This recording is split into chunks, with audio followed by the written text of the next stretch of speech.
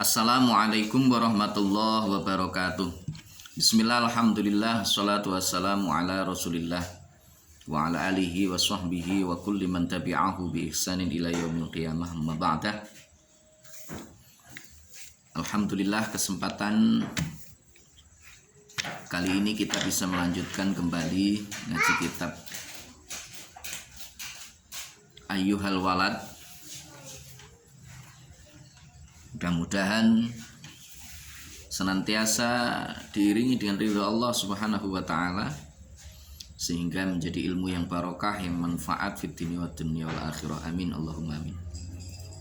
Bismillahirrahmanirrahim. Ila hadratin Nabil Mustafa Rasulillah Muhammadin sallallahu alaihi wasallam wa ala alihi wa azwajihi wa dzurriyyatihi wa junudihi wa ansorihi jamil ikhwani minal anbiya wal mursalin wal awliya wa syuhada wa sholihin wal khulafai rasyidin wal ulama il amilin jamil malaikatil muqarrabin wa nakhususun la hadrati jami'i masyayikhina masyayikhil kiram wa asatidina asatidil kiram jamil musannifin muallifin khususan khasa ila hadrati muallif hadal kitab asy-syekh Abi Hamid Muhammad ibn Muhammad al-Ghazali wa jami'i talamidina jami'i abaina wa ummahatina wa jami' ahli kubur minal muslimin wal muslimat minna aina makanu.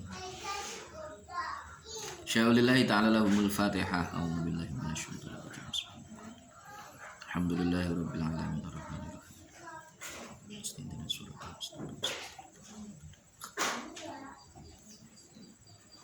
Bismillahirrahmanirrahim. Subhanaka la ilma lana illa ma 'allamtana innaka antal alimul hakim. Qala rabbi shrah li sadri wa yassir li amri wahlul 'uqdatam min lisani yafqahu qawli. Assalatu wassalamu alayka wa ala alika ya sayyidi ya Rasulullah, alimni wa rabbi. Bismillahirrahmanirrahim. Ayyuhal walatuhi iling anak. An-nasihatu tawi nasihat iku sahlatun gampang.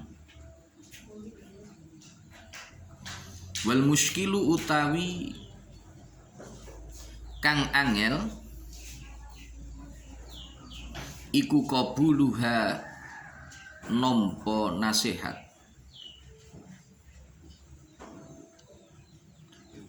Li'annaha krana temen setuhune nasihat fi madzaki muttabi'il hawa ing dalem perasaane wong kang padha manut hawa nafsu.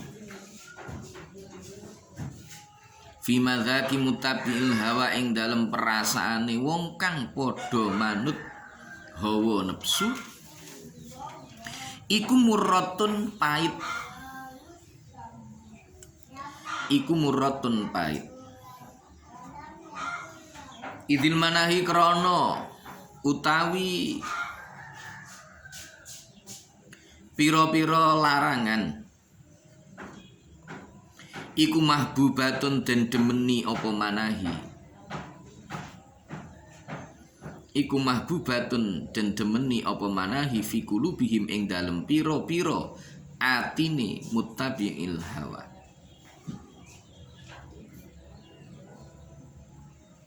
Wa 'alal khususi lan ing atase tertentu utawa 'alal khususi apa meneh liman keduwene wong kana kang ana sapa man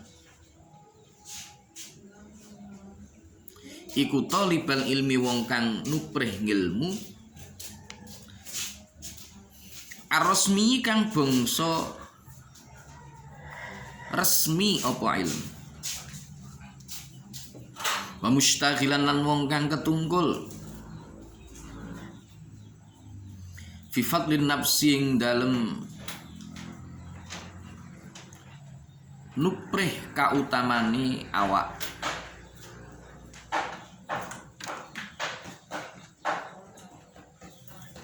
Wa mana akibat dunya lan piro-piro ceritane dunya.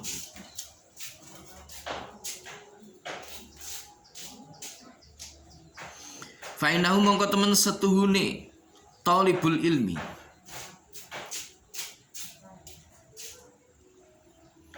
iku yahsubu nyono sapa talibul ilmi annal ilma ing temen setuhune ilmu al mujarrada kang meligi utawa den sepekaken apa ilmu lahu keduwene talibul ilmi iku sayakunu bakal ono apa al ilmul mujarrad bakal ono iku najatahu nyelametaken talibul ilmi wa khalasuhu lan tegese nyelametaken talibul ilmi fihi ing dalem ilmu wa inna lan temen setuhune talibul ilmi iku mustaghnin wong kang semugih anil amali saking amal wa hadza utaiki pencipta utawa iktikad ya kena iku iktikadul falasifat iku iktikadul falasifati iktikate kaum filsafat subhanallah mohon ucaaken sapa ingsun kelawan maha suci ni Allah al azimi kang maha suci al muadzimi kang maha agung sapa Allah la ya'lamu ora ngerti sapa talibul ilmi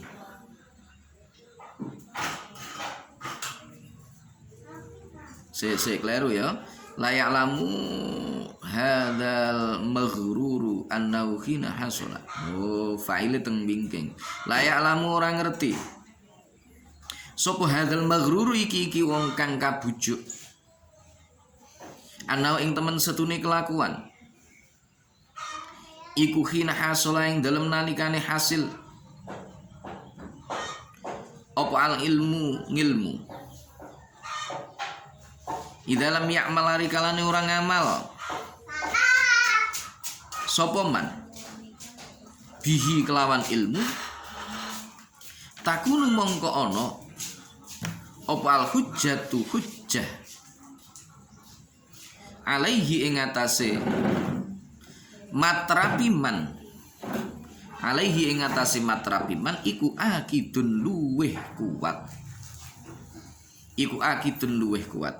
kama kala kaya oleh dawuh sapa Rasulullah utusane Gusti Allah sallallahu alaihi wasallam dawuh asyadun nasi adzaban ningkol asyadun nas adzaban asyadun nasi utai luweh bangete menungso asyadun nasi utai luweh bangete manungso apane adzaban siksane yaumal kiamat ing dalem besok dina kiamat iku alimun wong kang alim layang fahu kang ora manfaati utawa ora paring manfaat ing alim layang fahu kang ora paring manfaat ing alim sapa Allah Gusti Allah bi ilmihi kelawan ngilmu ning alim. Nasihat yang berikutnya yuhal walad ger nak santri Al-Ghazali yang kemarin minta nasihat kepada Al-Ghazali nak an-nasihatu sahlatun wal muskilu qabuluha nasihat itu mudah yang sulit itu adalah menerima nasihat. Jadi orang memberikan nasihat itu mudah. Banyak orang bisa memberikan nasihat. Tetapi menerima nasihat ketika kita melakukan kekeliruan kemudian orang lain membenarkan kita, orang lain memberikan petunjuk, memberikan nasihat kepada diri kita, itu belum tentu kita bisa melakukan menerimanya. Jadi orang memberikan nasihat itu pinter. Nek nompo nasihat ketika orang lain memberikan nasihat itu sulit, berat, angel. Coba sampean rasakan, iya apa ndak? Seperti saya ini memberikan nasihat ketika pada waktu ngaji seperti ini ya gampang, ngelakoni dhewe ya angel. Makanya an-nasihatu sahlatun wal muskilu qabuluha. Mengapa kok memberikan nasihat itu mudah tapi nek nompo nasihat itu kok berat? Li'annaha fi madzaki mutabil hawa murrah. Karena nasihat itu dalam perasaannya orang yang senantiasa mengikuti hawa nafsunya itu terasa pahit. Mungkin nek seneng dipekak ya angel. Orang kok nuruti karpe utawa senengi misalnya apa main, senengi misalnya apa mendem, senengi misalnya apa senengane misalnya dolan-dolan wae dipekak ya angel, diberi nasihat mboyo aja dolan wae, kono ngaji sing sregep sinau dimatelaah kitabe. Aja mung gur dolan ae kae enek azan ayo budal nang nggone langgar, nang nggon musala. Itu kan bagi orang-orang yang senantiasa menuruti keinginan nafsunya itu berat. Nggak usah jauh-jauh, kita yang berada di lingkungan masjid atau musola, melangkahkan kaki ke masjid ke musola itu juga berat kalau seandainya kita senantiasa menuruti keinginan hati kita, keinginan nafsu kita, bukan hati, keinginan nafsu kita.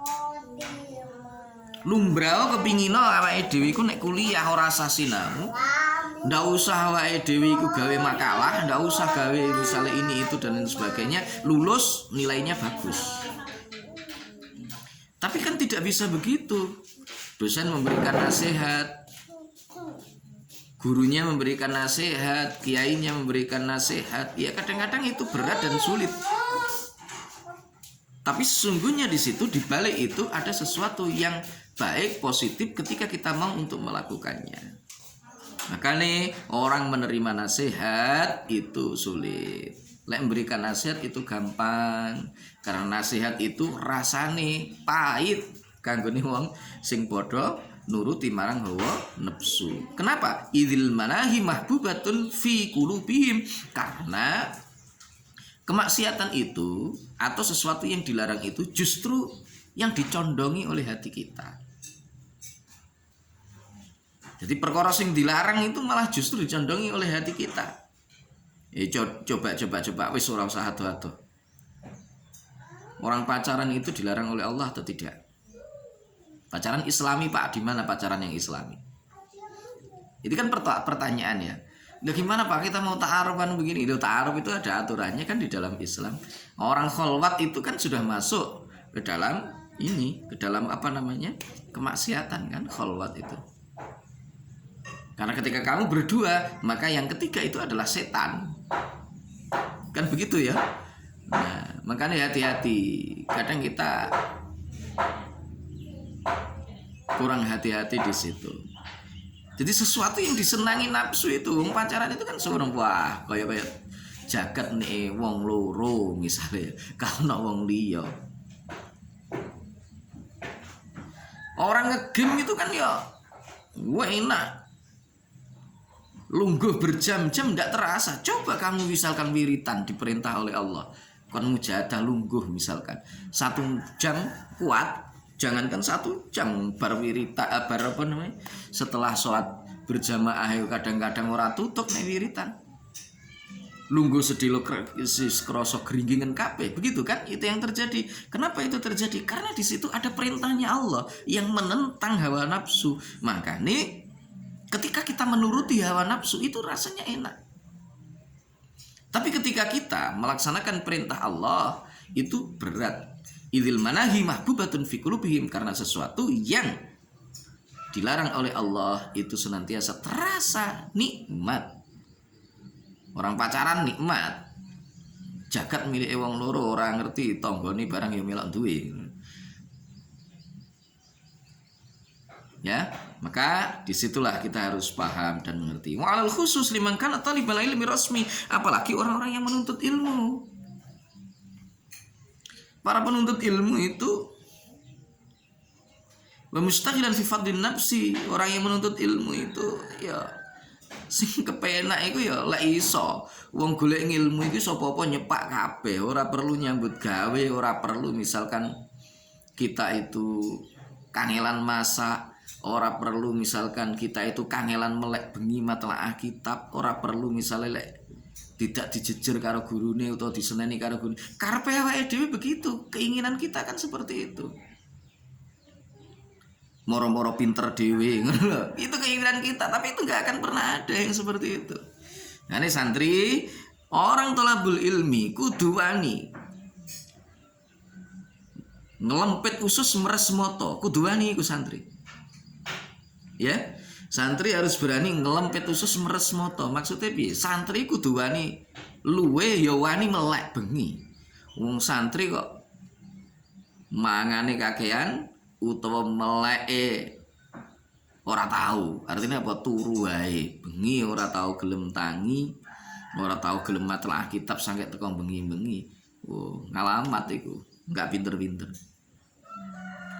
Jadi para kiai masyai-masyai kita itu dulu kalau mereka itu tolabul ilmi, banyak cerita di antara mereka sangune mung cengkir. Berangkat itu sangu cengkir, kencenge pinggir. Bapak saya itu almarhum itu dulu juga begitu. Ketika mau berangkat ke pondok itu ditangisi karo wong tuane. Soalnya apa ya, anaknya wong orang duwe.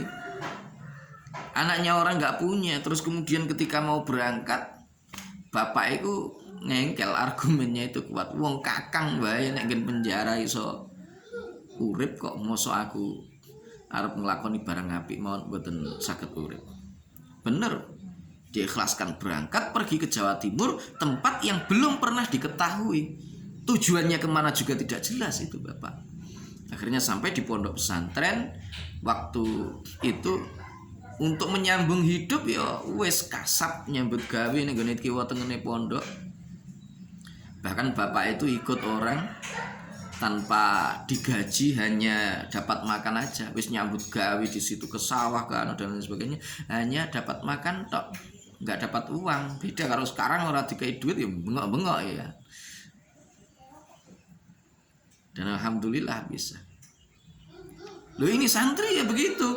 Berat itu rasanya kalau kita menuruti keinginan hawa nafsu. Lah iso santri iki ora usah ngono. Lek kalau bisa ya kita belajar itu wis kuwabeh anu ngene. Kadang-kadang kita pun diperintah sama kiainya, diperintah sama ustadznya, itu kadang-kadang masih nawar. Allah kiai ini kongkon anu begini-begini. Padahal santri itu nek belum golek barokah kiai, wah itu luar biasa. Nek perlu malah menawarkan diri, ngapunten panjenengan napa ngersakaken napa kula anu ngersakaken grindo napa ngersakaken napa misale. Itu untuk mencari ini. Jadi wa 'alal khusus liman kana talibal ilmi, apalagi itu akan terasa berat bagi seorang santri. Santri diseneni karo gurune. Lah ora iso ya dilok-lokne, kadang lek perlu ya enek sing digeblek, disamplak karo kiyaine. Ya iku lek pendidikan umum wis rame, LSM akan datang semuanya. Tapi kalau di pesantren takziman sama ustadznya dan tahu betul bahwa itu sesungguhnya adalah demi dan untuk kebaikannya, ya, maka dia bisa menerima. Tapi nek nggak iso nompo, itu terasa berat, murrah gitu loh, pahit banget. Wa mustaghilan fi fadlin nafsi, orang yang hanya mencari keutamaan diri, gentinggep wong hebat, gentinggep wong alim, gentinggep misalnya orang yang punya kedudukan ini dan itu dan seterusnya. Orang yang menganggap dirinya itu lebih utama dari yang lain, ketika di situ dinasehati mesti dia nggak akan menerima. Wah, awakmu ki sopo kok ngomongi aku, begitu ya. Misalkan sampean sok jadi takmir utawa misalkan jadi kiai terus pernah melakukan kesalahan, terus enek orang yang mengingatkan sampean yang itu mungkin pangkatnya atau mungkin kedudukannya nggak seperti sampean iki lho sopo gitu ya. Aku ki luwih ngerti. Ini repot, ini penyakit. Itu penyakit. Ya, penyakit bagi orang-orang yang telah diangkat oleh Allah kedudukannya di dunia. Apa anggite penak dadi kiai, apa penak anggite misalnya nek ngono dadi pejabat dan lain sebagainya. Diingatkan kadang-kadang sulit, diingatkan kadang-kadang ini. Lah ini penyakit ya. Murrah itu nanti kalau diingatkan. Lah ora kuat ya muring-muring tok isine. Kalau nggak kuat ya nanti powernya yang akan dimunculkan. Merasa begini, wah powernya ini yang dikeluarkan, wah aku gini dan seterusnya. Ini penyakit. Ya, itu maksud. Jadi saya kunu mana tadi?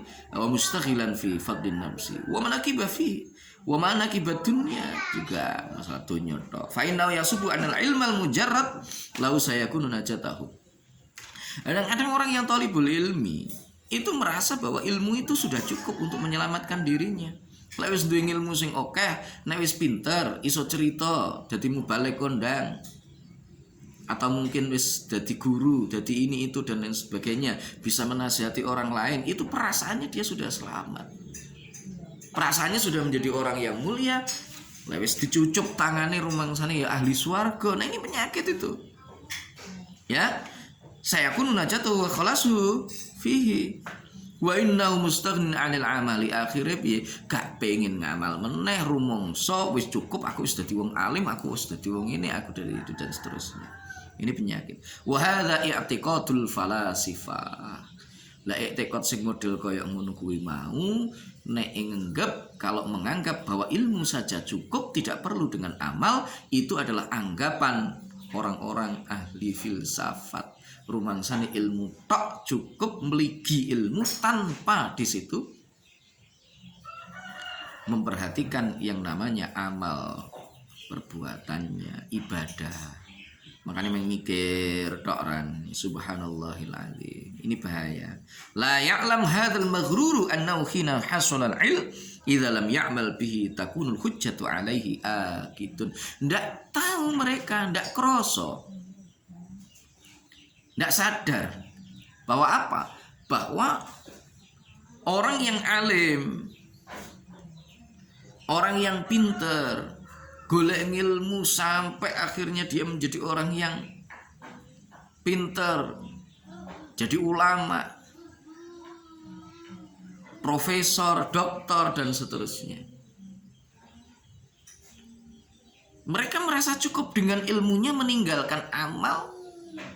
Rumangsane wis arep selamat. Tidak. Justru ketika mereka punya ilmu yang banyak, meninggalkan amal, maka sesungguhnya ancaman itu jauh lebih berat. Jadi hujah untuk menyiksa orang yang seperti itu, punya ilmu yang banyak tapi tidak mau mengamalkan ilmunya, itu hujahnya jauh lebih kuat. Sabda Rasulullah SAW, asyadun nasi 'adzaban yaumal qiyamah alimun la yanfa'ullahu bi'ilmi. Besok di hari kiamat, azab yang paling besar, yang paling berat, itu adalah bagi orang-orang yang alim, orang yang punya ilmu pengetahuan, orang yang banyak punya ilmu, tetapi Allah tidak memberikan manfaat terhadap ilmunya. Allahumma inna na'udzubika min ilmin la yanfa'. Kita mohon kepada Allah Subhanahu wa taala, mudah-mudahan kita dijaga oleh Allah, dijauhkan dari ilmu yang tidak bermanfaat, dan mudah-mudahan ilmu yang kita pelajari semuanya bermanfaat. Loh, apa itu yang ilmu yang bermanfaat? Ilmu yang bermanfaat itu apa? Ilmu yang kemudian kita sampaikan kepada orang lain, ya itu manfaat, tetapi manfaat fid dunya. Apakah yang namanya manfaat itu yang telah memberikan kepada kita banyak harta benda yang menjadikan kita sebagai orang yang terpandang di tengah-tengah masyarakat, dianggap kita sebagai orang alim, dianggap kita sebagai kiai, dianggap kita misalkan sebagai seorang ulama? Apakah seperti itu dikatakan orang ilmunya manfaat? Ya, itu boleh jadi itu adalah ilmu yang manfaat, tetapi manfaat fid dunya. Lantas bagaimana dengan manfaat fil akhirah? Maka Al-Ghazali mengatakan an-nafi walladzi yuqarribukum ilallah wa yazidukum taqwakum. Yang namanya ilmu nafi, ilmu yang bermanfaat, itu adalah ilmu yang semakin mendekatkan diri kita kepada Allah. Wa yazidukum taqwakum, menambahkan ketakwaan kita kepada Allah Subhanahu wa taala. Nah, oleh sebab itu, Mas santri, sebisa mungkin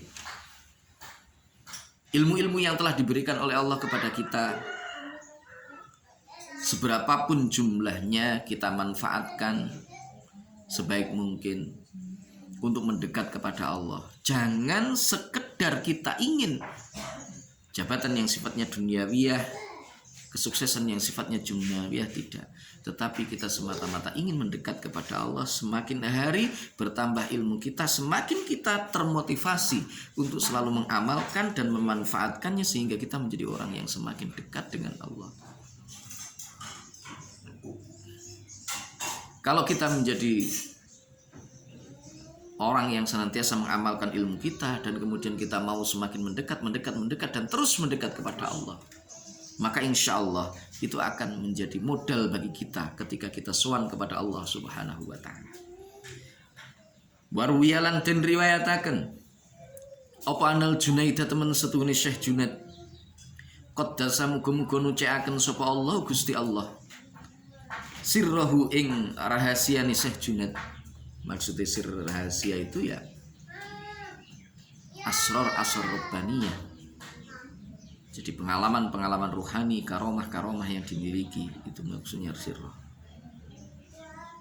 Diriwayatkan ru'ya dan merui sapa ingsun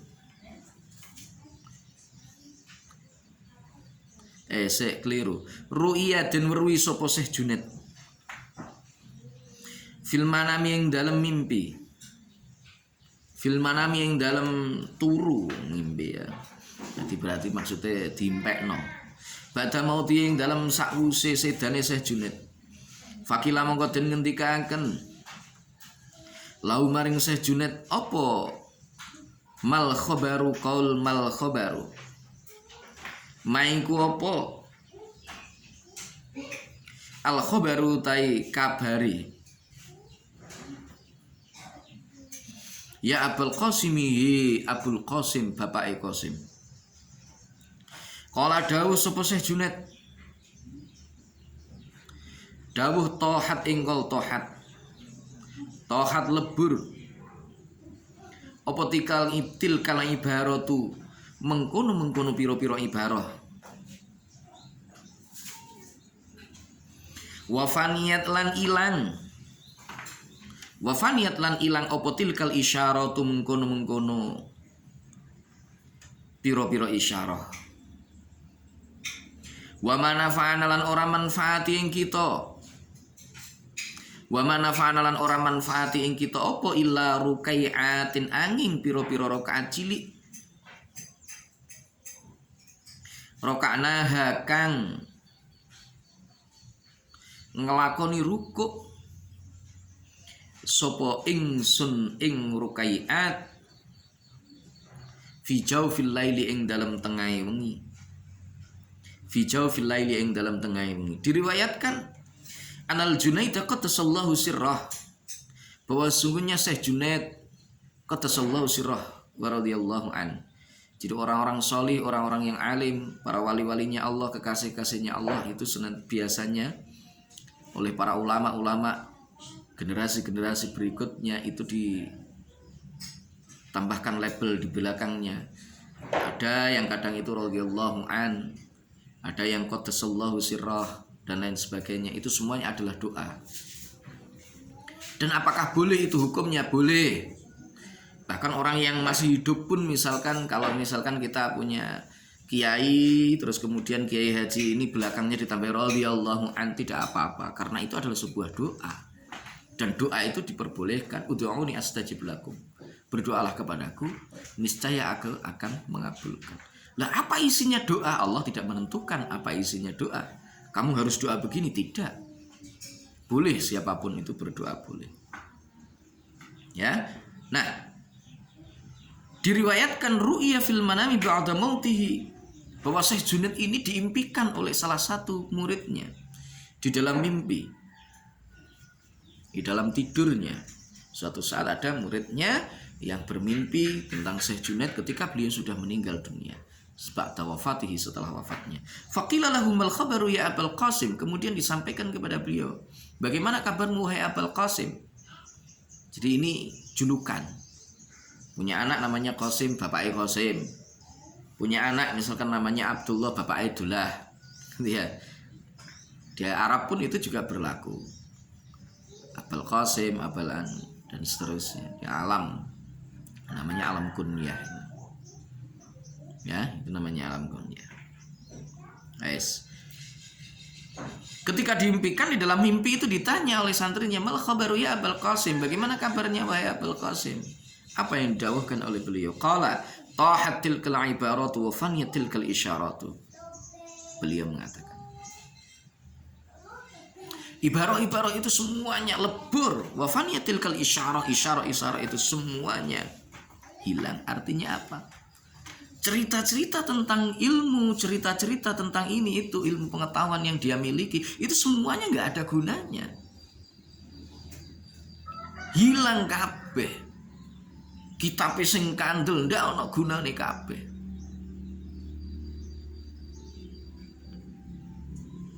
Apalagi misalkan hadis dengan jumlah sebanyak ini dan seterusnya, ternyata nggak ada gunanya sama sekali. Retorikanya yang bagus, nggak enak gunanya belas.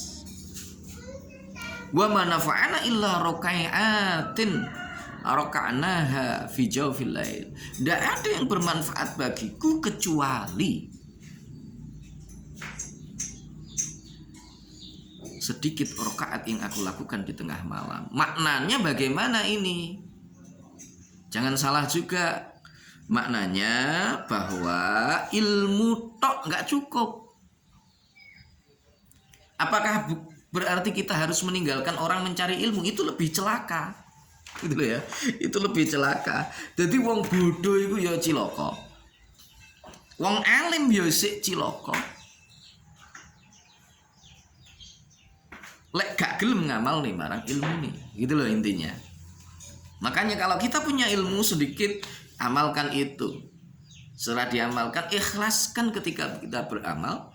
Insya Allah itulah yang akan memberikan manfaat kepada kita ketika kita kembali kepada Allah Subhanahu wa Ta'ala. Syekh Junaid diimpikan di dalam mimpi, di dalam tidur oleh salah satu di antara muridnya yang kemudian menanyakan bagaimana kabarnya wahai Syekh Junaid, bahwa ilmunya ternyata nggak ada gunanya sama sekali. Cerita-cerita itu semuanya nggak ada gunanya sama sekali kecuali yang diamalkan.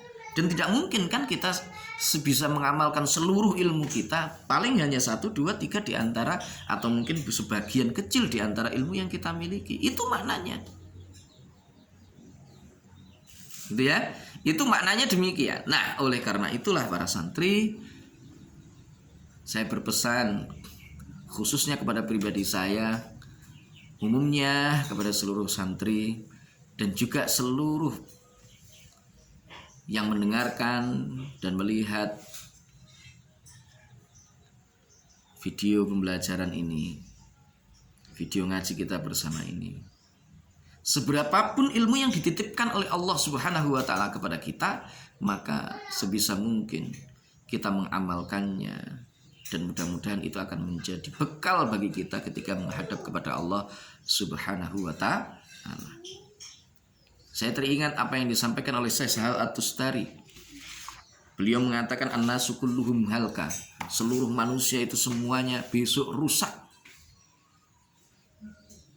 Illal alimun, kecuali orang-orang yang pinter, orang-orang yang alim.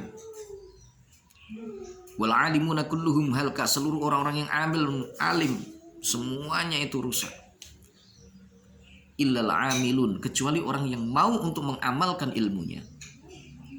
Wal amiluna kulluhum halka. Seluruh orang-orang yang punya ilmu pengetahuan, mereka akan rusak kecuali mereka yang mau mengamalkan ilmunya. Wal amiluna kulluhum halka illal mukhlisun. Orang-orang yang mengamalkan ilmunya pun mereka masih rusak. Amalnya gak akan diterima oleh Allah, gak enak gunanya. Illal mukhlisun, kecuali orang-orang yang betul-betul ikhlas karena Allah. Dan ingat, wal mukhlisuna ala khattarin adim. Orang yang ikhlas itu masih dalam kekhawatiran yang besar.